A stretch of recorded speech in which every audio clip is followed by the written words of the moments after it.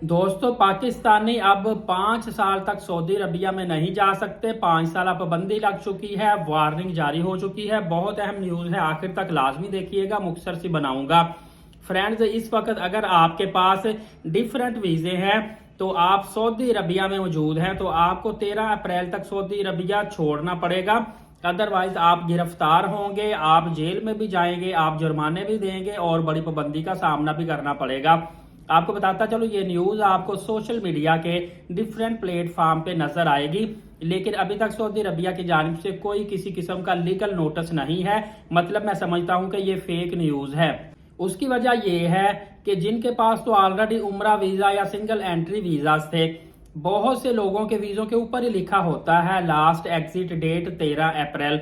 Even के कुछ लोगों ने फैमिली वीजे लगवाए हुए हैं और उनके वीजों के ऊपर मई की लास्ट एग्जिट डेट लिखी है, तो वो क्यों 13 अप्रैल को लास्ट एग्जिट करें।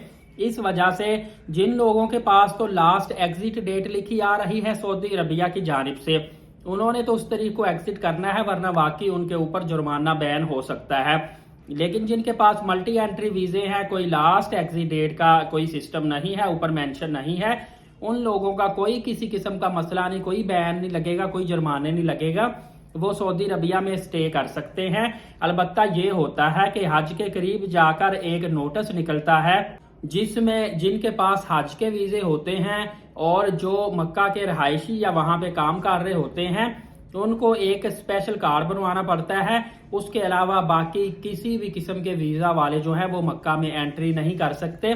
लेकिन समझ ले कि वो डेडलाइन एक दी जाती है कि इस तरीके के बाद जो है ना, इस तरह के लोग जिनके जो ओवरसीज हैं, गैर मुल्की हैं, वो मक्का पाक में एंट्री नहीं करेंगे। डेट सिटी यही सिस्टम होता है। इसके अलावा वो आपको ये नहीं कहेंगे कि आप सऊदी अरबिया छोड़ के चले जाएं वरना आप पे जुर्माना होगा, सजाएं होगी। ये सारा सोशल मीडिया पे फिलहाल अभी तक फेक न्यूज है। अलबत्ता अगर कोई नोटिस निकल आता है, अथेंटिक ऑफिशियल इनकी वेबसाइट से मिल जाता है, तो फिर वो एक अलग बात है, लेकिन इसके चांसेस बहुत ज्यादा कम हैं। लिहाजा आप इस तरह की न्यूज पे ध्यान न धरिएगा और आराम और सुकून से सऊदी अरबिया में अपना वक्त गुजारे।